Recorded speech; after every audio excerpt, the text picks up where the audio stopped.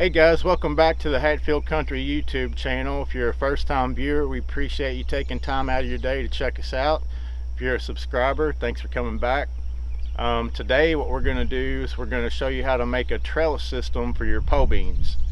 There's several different ways to do it. There's no right or wrong way, but what I like to do, I use 8-foot T-post, drive them in the ground, and then I put PVC T-fittings on top, and then I run 1/2-inch metal conduit through those, and then I run tomato twine along the bottom next to the ground, and then I work my way all the way to the top horizontally, going across about every 6 inches, and then where my actual pole bean plants are, I'll tie a string. It'll go from top to bottom right where the pole bean is, the plant's growing. That way it's got something to climb up, because if you don't have a trellis system for your pole beans, it'll get messy really quick because they'll just start getting tangled and everything. So I'm going to show you what we're going to use to do that, give you a visual of the supplies and tools. Alright, so here's all my tools and my T-post, my conduit, my T-fittings. I got fittings that connects the conduit together. I got my tomato twine, scissors to cut that, a screwdriver, and most importantly, a T-post driver. Don't even think you're going to drive T-post without having one of these. I tried it with the sledgehammer first time I did it, and let me tell you, it's not easy. So this right here, I don't remember how much it cost. I picked this up at Rural King, but it's worth its weight in gold. Alright guys, here's what we're going to be putting a trellis on. These right here on this end closest to the camera, these were planted first, and you can see they're already growing pretty good, and it's getting about that time they're going to be climbing up. So that's why I'm kind of trying to get this up, because we got rain forecast for the next 5 to 6 days. Actually, it's starting to rain a little bit now, so I'm gonna go ahead and turn this camera off, see if it'll pass, and then get started. All right, we're going to get the first T-post started down here on this end. I'm going to put it right in line with my plants. Just try and keep it up straight up and down as you can, not leaning over. It's pretty good right there.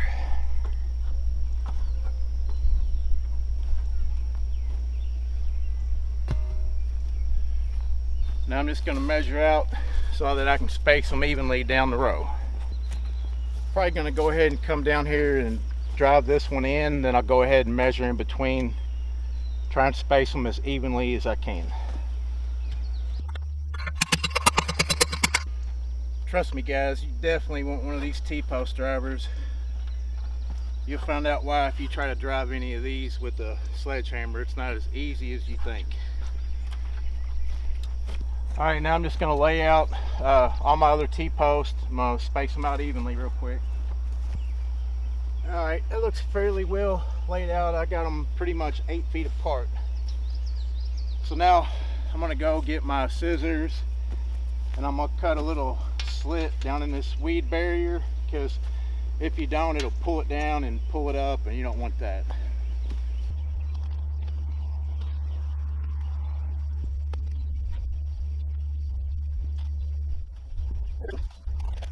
As you all can see, well, I'll show you a little closer in a minute, a close-up of the plants, but I don't have any weeds on here whatsoever. This weed barrier is awesome. Alright guys, I'm going to get to driving the rest of these T-posts.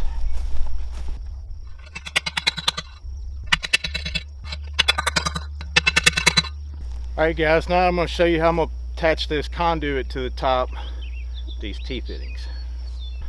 Alright, so I'm going to go down the row here at the top of each post. I'm going to put one of these PVC T-fittings, and that's what I'm going to run my metal conduit through the top. Alright, now I'm going to take my 1/2-inch metal conduit, and I'm going to run it through each of these fittings all the way down. You can pick this up at any hardware store along with the T-fittings. The T-post I got at Rural King. You can get them in any farm supply store, I reckon, but Rural King had about the best price I could find.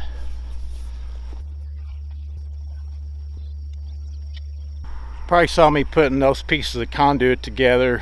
Here's what I'm using. It's a 1/2-inch coupler, and you just use a screwdriver to tighten them down once you slip the conduit in either end, and I'll show you how I'm going to do that.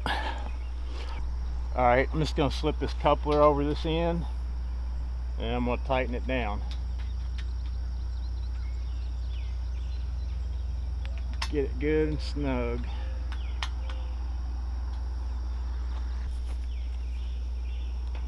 Slip my other conduit through this T-fitting here. There we go. Just get it in there, snug it up.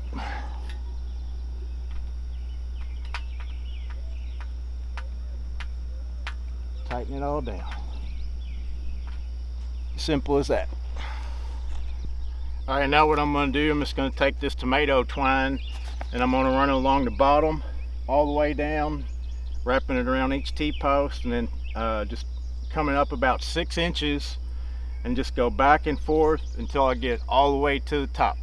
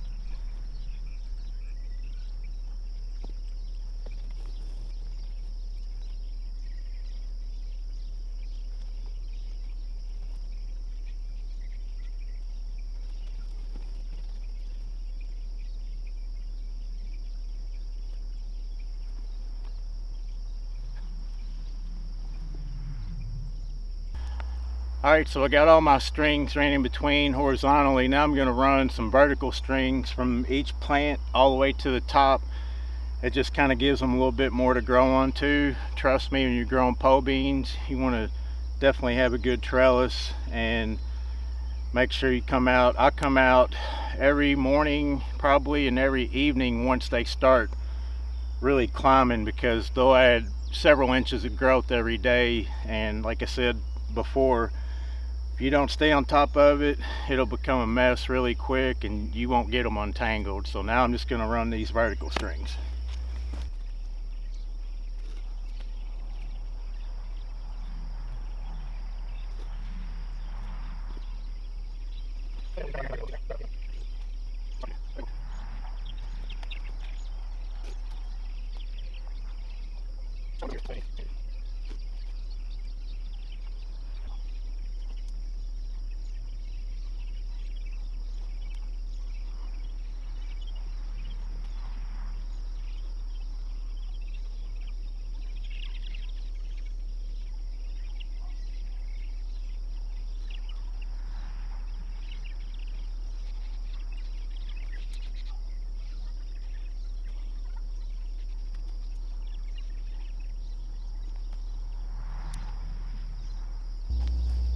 Alright guys, the trellis is done, except for the other end where the beans haven't come up yet. I'm starting to run out of daylight, so I can do that another day, because they're barely sprouted out of the ground. But I'll take the camera off the tripod here in a minute and I'll kind of just give you a close-up of what I did.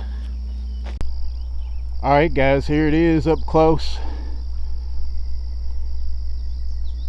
There's where I stopped. You can see these beans are just getting ready to start climbing, so I got this done just in time.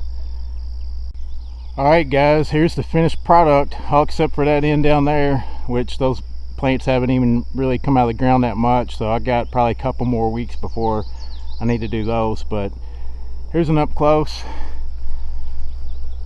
Like I said, I kind of weave these vertical strings in there a little bit. They don't have to be extremely tight, but this pretty rigid system. I think I might call this the Kentucky weave. They got the Florida weave. Maybe I'll start a trend. Alright guys, that's going to do it for today's video. If you haven't subscribed, please do. Comment below how you trellis your pole beans. Let us know what you think about how we do it. Thanks for watching.